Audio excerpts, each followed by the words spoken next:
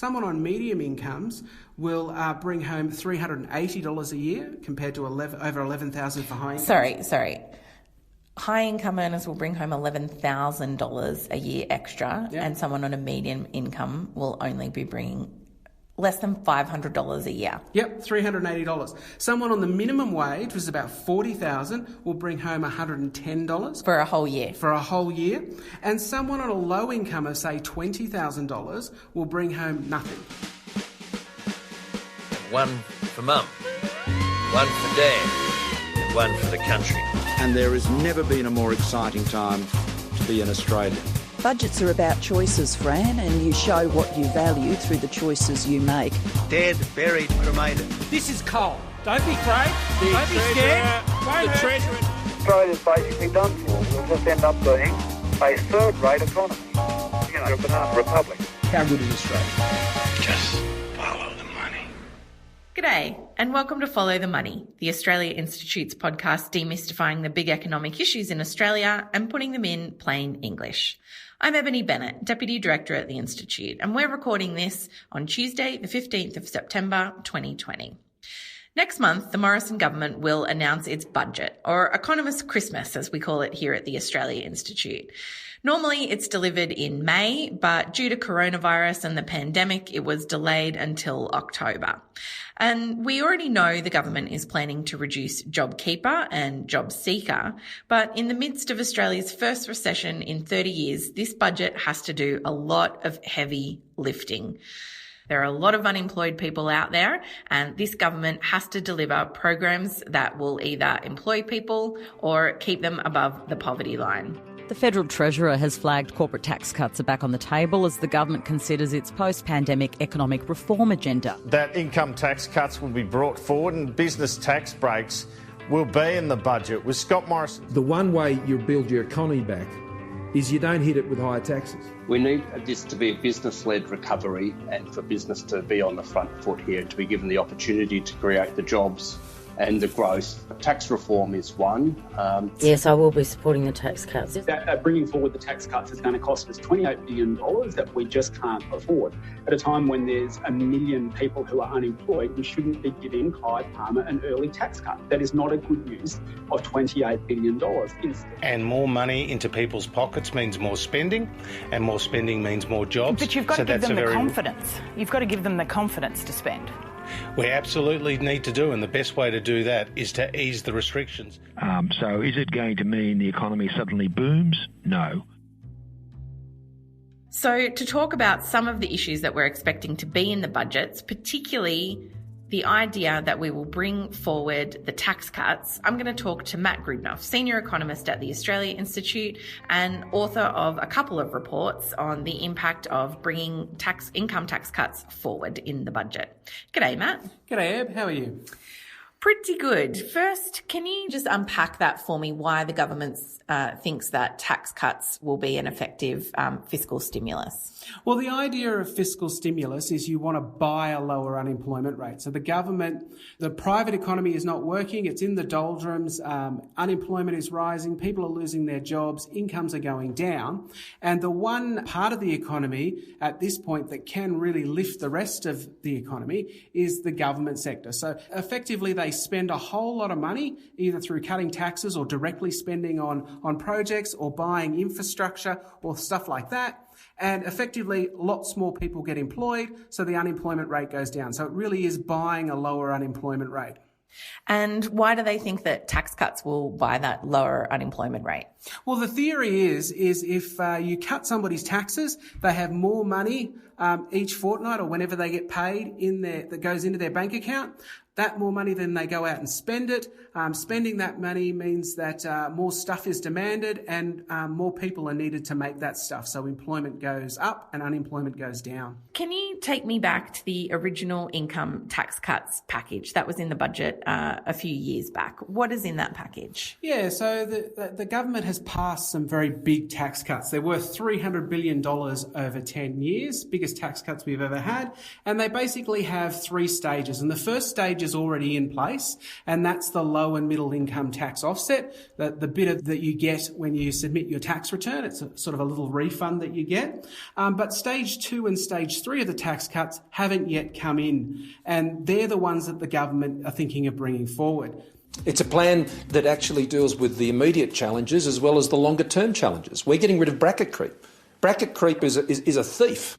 Now, stage 2 is where we increase the threshold for the 32.5 cent bracket from about 37,000 to 45. We increase the 37 cent bracket from 90 to 120. But at the same time, we get rid of the low and middle income tax offset, which was introduced in stage 1. The government is eliminating an entire tax bracket.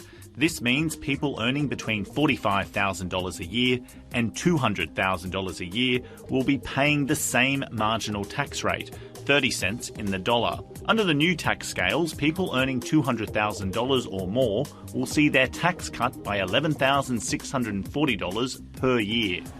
But overall, this income tax cuts package, it was worth tens of billions of dollars in the long term. Yeah, exactly right. So the stage 2 was sort of the medium part of the package, if you like, and it was worth tens of billions of dollars. The big part of the tax cut was actually stage 3, and that made up an enormous amount, almost $100 billion. And that was where they basically got rid of an entire tax bracket, the 37 cent tax bracket. They reduced it, the 32.5 cent bracket down to 30 cents, and they increased those at the very top, so that the very top tax bracket didn't kick in until 200,000, up from 180,000. So that's the idea, but listeners to this podcast will know we more or less think that there's many other ways that you could more effectively stimulate the economy.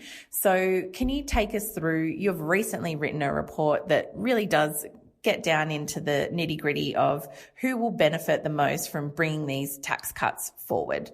What is it that you found? Well, basically, how good stimulus is depends on who gets it.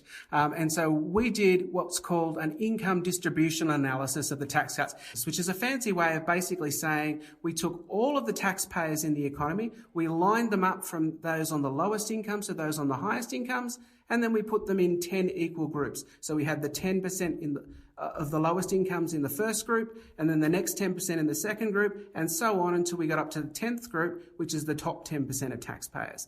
And then basically we applied the tax cuts and we saw who got the benefit or which groups got the benefit and which groups didn't.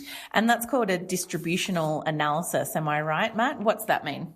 That basically looking at how the tax cuts are distributed over the income spectrum. So we're looking at who got the tax cuts. Was it high income earners that got the tax cuts? Was it middle income earners? Was it low income earners?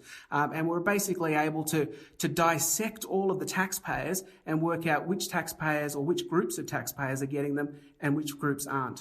And so, again, listeners of this podcast will know that more effective stimulus is when people will spend all the money that you're giving them. And so you would expect that if you were trying to stimulate the economy, you would be targeting low income earners who are more likely to spend all of their money than high income earners who are more likely to save it or, do other things with it than just spend it.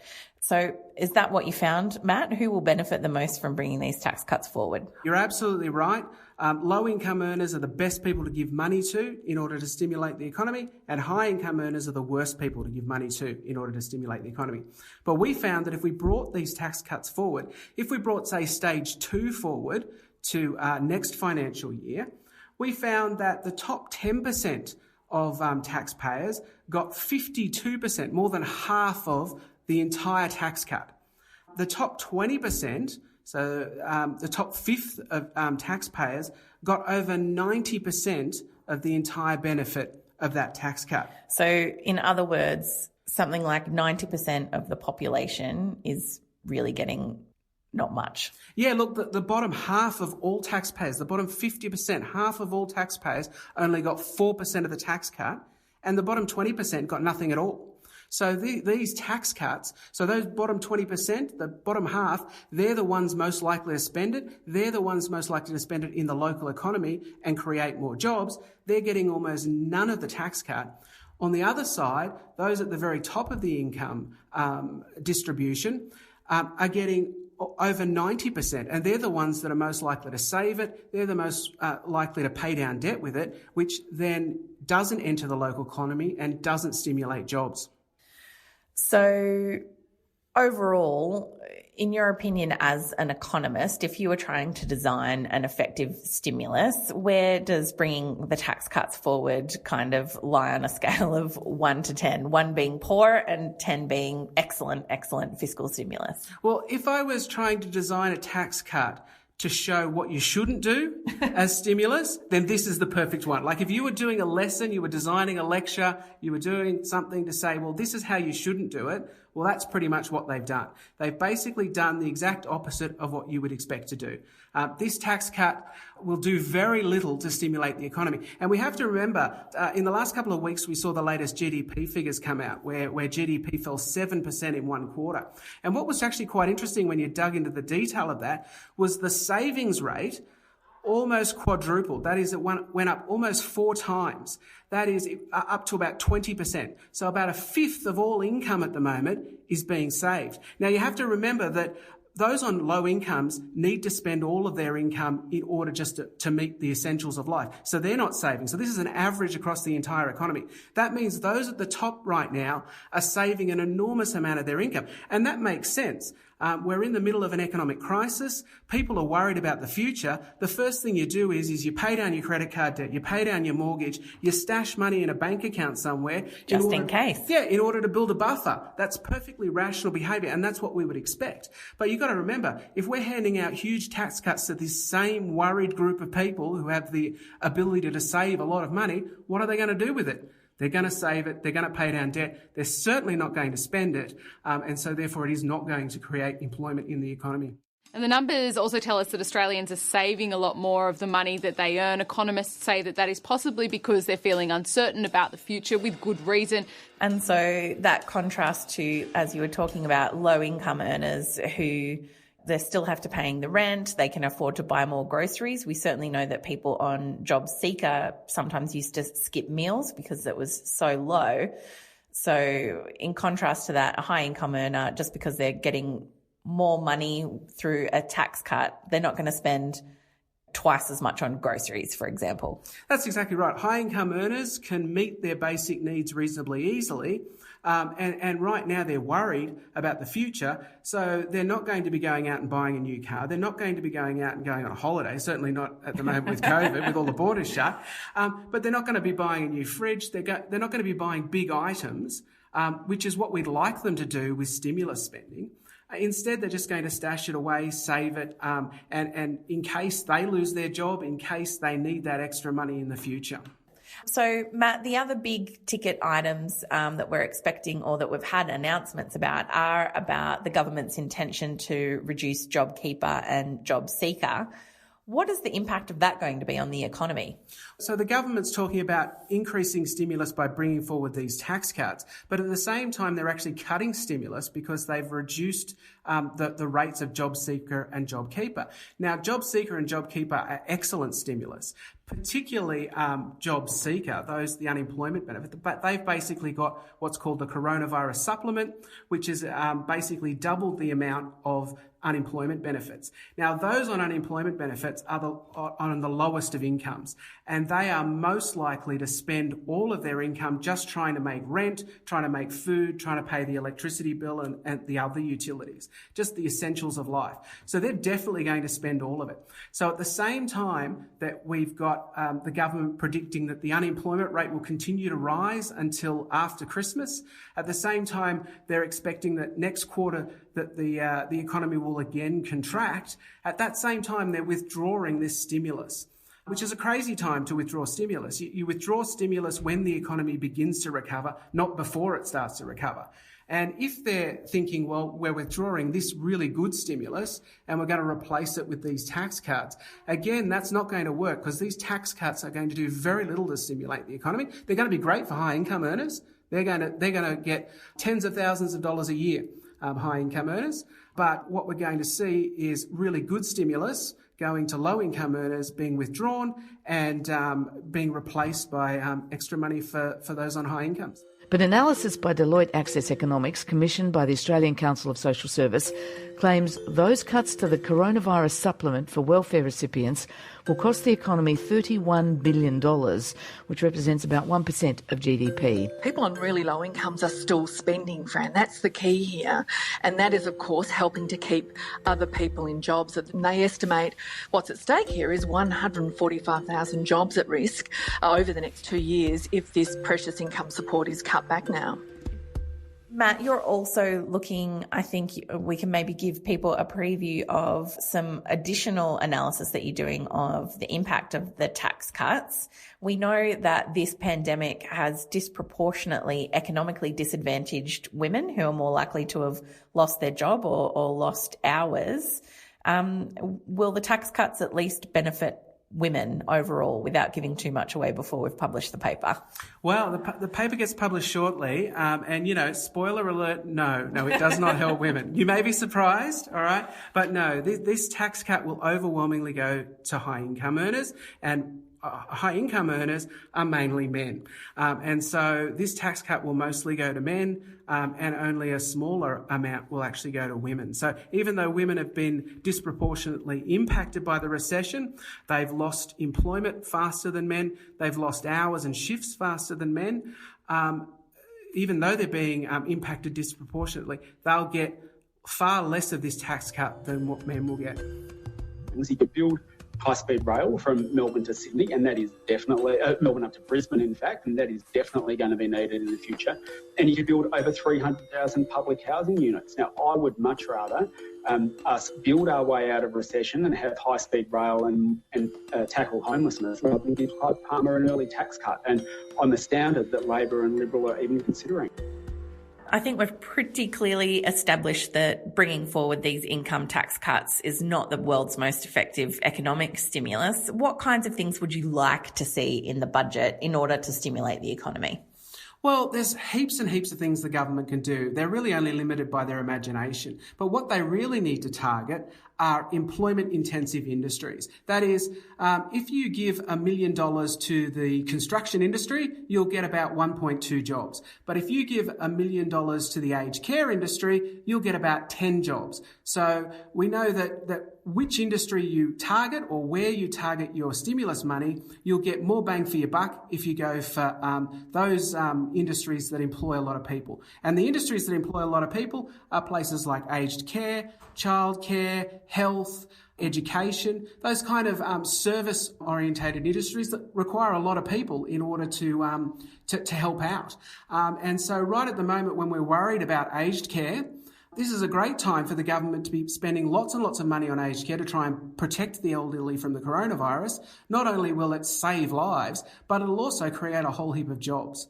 So basically targeting high income earners will get you very little stimulus. Targeting, say, aged care or health care or childcare or education will get you a whole lot of jobs.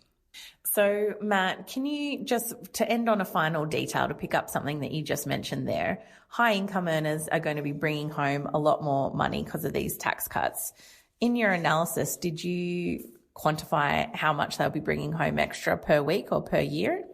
Yeah, so if they brought forward all of the tax cuts, both stage 2 and 3 for next year, someone on $200,000 a year will bring home an extra $11,505 a year in tax cuts. But if we compare that with somebody in the median income, so the very middle income, that's about $60,000. Someone on medium incomes will bring home $380 a year compared to over $11,000 for high income. Sorry. High income earners will bring home $11,000 a year extra, and someone on a median income will only be bringing less than $500 a year. Yep, $380. Someone on the minimum wage, which is about $40,000, will bring home $110 compared to $11,000 for a whole year. And someone on a low income of say $20,000 will bring home nothing, not a single cent in tax cut. Well, we might wrap it up there, Matt. Thanks very much for your time. Always good to end on a cheery note. This has been a special episode of Follow the Money, and we're aiming to bring you shorter but more frequent episodes during the pandemic, so please stay tuned. You can check out our Economics of a Pandemic webinar series at our website, tai.org.au/webinars to register. And coming up, we've got Rod Sims, the chair of the ACCC, and Catherine Murphy from The Guardian. For the latest health information, you can check health.gov.au or listen to the ABC's excellent Coronacast podcast, which comes out daily. We're on Twitter at the Oz Institute with an AUS. My Twitter handle is Ebony_Bennett with a N-T, and Matt Grudnoff is at Matt Grudnoff. That's GRUDNOFF. This episode was produced by Jennifer Macey, and our theme music is by Jonathan McFeet from Pulse and Thrum. Keep washing those hands, stay safe, stay 1.5 metres away, and thanks for listening.